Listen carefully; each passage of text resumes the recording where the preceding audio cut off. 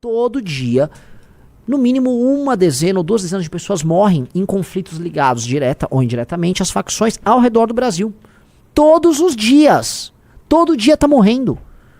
Então, pô, vamos parar de conversa fiada. Vamos parar de conversa mole. Temos que parar com essa conversa mole. Conversa mole. Ó, é o seguinte, nós entendemos, há uma mudança de chave, tá? E essa mudança, essa virada de chave que a gente precisa colocar aqui, tá? Quem está impondo essa mudança na cabeça das pessoas, essa virada de chave, chama-se Movimento Brasil Livre. O Movimento Brasil Livre está propondo uma nova forma de pensar. O Movimento Brasil Livre está propondo uma nova visão sobre essa questão no Brasil.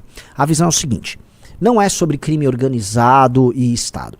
É sobre um grupo de pessoas que invadiu um pedaço do Estado brasileiro, na verdade vários pedaços do Estado brasileiro, e tomaram o controle dele para si. Lá eles vendem drogas e financiam com drogas? Sim, mas eles fazem o controle territorial, eles fazem terror com os moradores, eles têm uma liderança ilegítima sobre aquele local, eles vendem serviços ilegais sobre aquele local e eles impedem as pessoas de viverem livremente. Logo, eles são um Estado paralelo de verdade. Portanto, eles são invasores do nosso território. Logo, por serem invasores do nosso território, eu sequer os considero brasileiro. E a visão que nós estamos, vamos dizer, popularizando e que você precisa popularizar é a de que o Estado brasileiro precisa declarar guerra a eles. E é uma guerra mesmo. Quando eu estou falando guerra, é tanque, helicóptero, prisões, tudo, entendeu? Não existe, ele é um cidadão brasileiro, porque senão você vai ficar discutindo as coisas dentro de uma lógica de normalidade. Como se a gente vivesse uma normalidade. Não, veja só, o Oruan, qual o limite da apologia do Oruan? Não tem limite da apologia, porque o Oruan é parte do instrumento de propaganda do Estado paralelo. Existe um Estado paralelo ocupando ilegitimamente o território brasileiro, e o Oruan faz apologia dele no Estado brasileiro. Então existe o Brasil e o Estado paralelo. O Estado paralelo não é o Brasil. Se o Estado paralelo não é o Brasil e ele está invadindo a gente, nós estamos em guerra com ele. O que nós estamos propondo é, nós queremos chegar ao poder e nós queremos destruir, remover fisicamente as lideranças do Estado paralelo, libertar os moradores que estão lá. Então nós temos que libertar brasileiros que estão sob o jugo deles, tá? E eliminar e prender os inimigos. Isso se chama uma guerra, uma declaração de guerra. O Brasil, todo mundo fala, o Brasil nunca teve uma grande guerra para chamar de sua, né? Porque a guerra do Paraguai, por mais que tenha sido uma guerra, foi um massacre, tá? Mas dito isso, esta é a nossa guerra. A verdadeira guerra do Brasil é essa. Quem não se toca que nós temos uma guerra a declarar contra um Estado paralelo que atua aqui, tá perdido. E assim, tem todos os elementos de uma guerra. Você tem dinheiro internacional bancando isso? Tem. Você tá linkado a rotas internacionais de tráfico? Sim. Você tem ONGs justificativas para isso? Sim. Você tem um aparato midiático para isso? Sim. É uma guerra.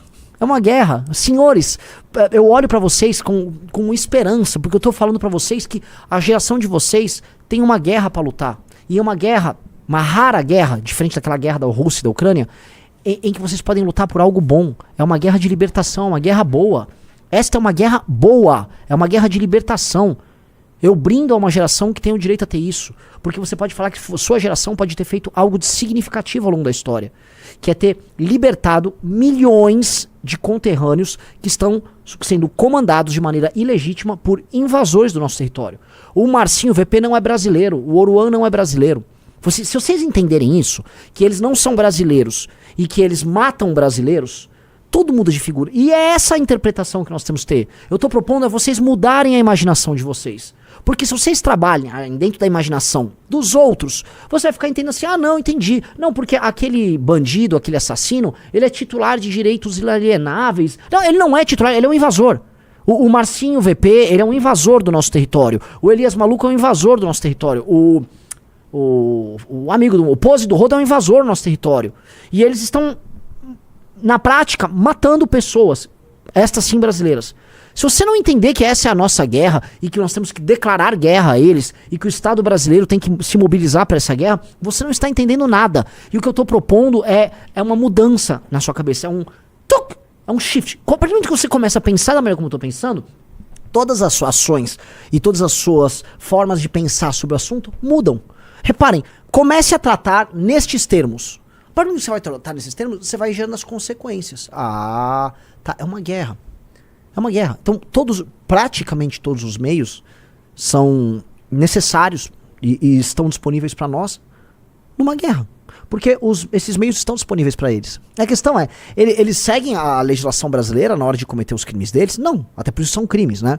Quando eles fazem um julgamento e um justiçamento, eles seguem a lei brasileira? Não, eles não seguem a lei brasileira.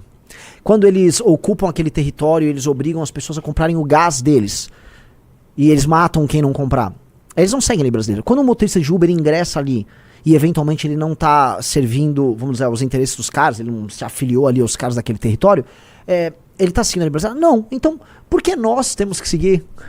Quer dizer, por que nós temos que achar que eles estão submetidos à lei brasileira? Eles não estão. Eles avisam que eles não estão. Eles têm seus hinos, suas cores, suas bandeiras, seus nomes.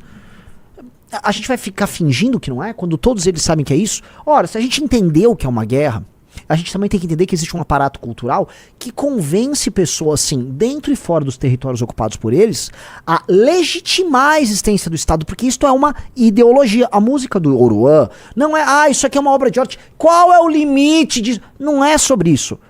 Isto aqui é uma ideologia, as músicas são, portanto, justificativa para é uma ideologia que justifica a existência deste Estado.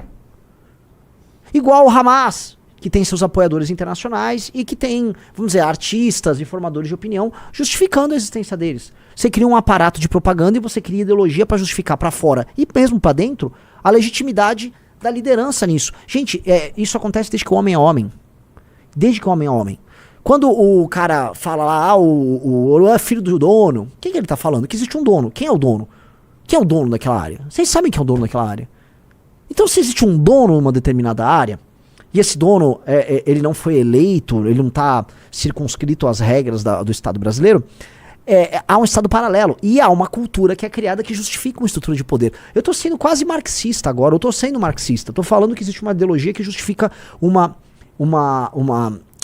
existe uma superestrutura sendo utilizada para justificar uma infraestrutura de relações econômicas e políticas muito claras. Inclusive com um sistema de classes ali muito claro. Em que quem domina, né, a classe mais alta, o topo da hierarquia ali, é o traficante que dispõe do poderio militar e econômico. E esse cara exerce monopólios econômicos em várias áreas nesse estado. Porque se vocês forem estudar o estado do tráfico, veja só que interessante. Eles têm um monopólio de diversos serviços oferecidos ali. E esse monopólio lhe garante margens muito altas, né? Não pagam imposto, não tem porra nenhuma disso.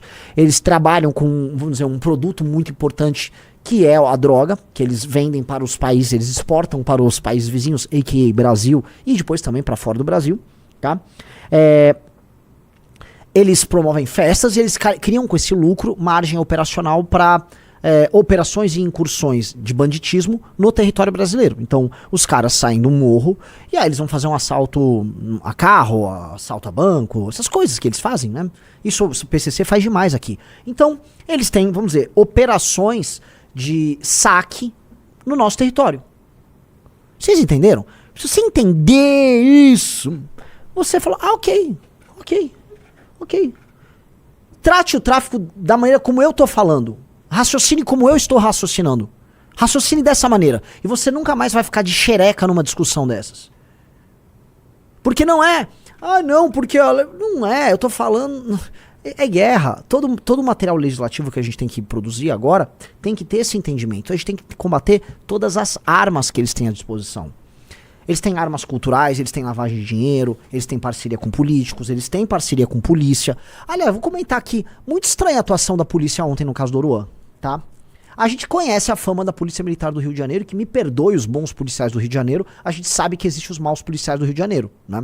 É muito diferente da Polícia Militar de São Paulo, a Polícia de Minas também é coisa por ser boa, a Brigada Militar do Rio Grande do Sul também. Mas assim, a Polícia Militar do Rio de Janeiro tem uma fama muito particular, e a gente conhece. Não à toa, recentemente, um policial militar do Rio de Janeiro foi lá tirar foto com o Oruan. Mas, e também a gente conhece as milícias. As milícias são formadas por figuras oriundas da Polícia Militar do Rio de Janeiro.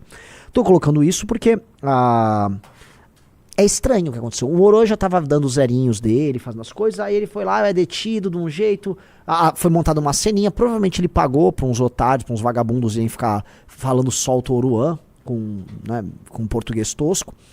E...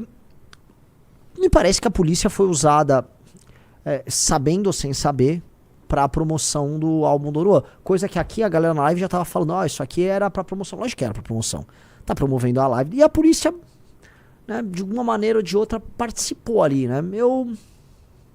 Eu olho, sei que existem policiais corajosos que, assim, põem sua vida em risco no Rio de Janeiro mesmo.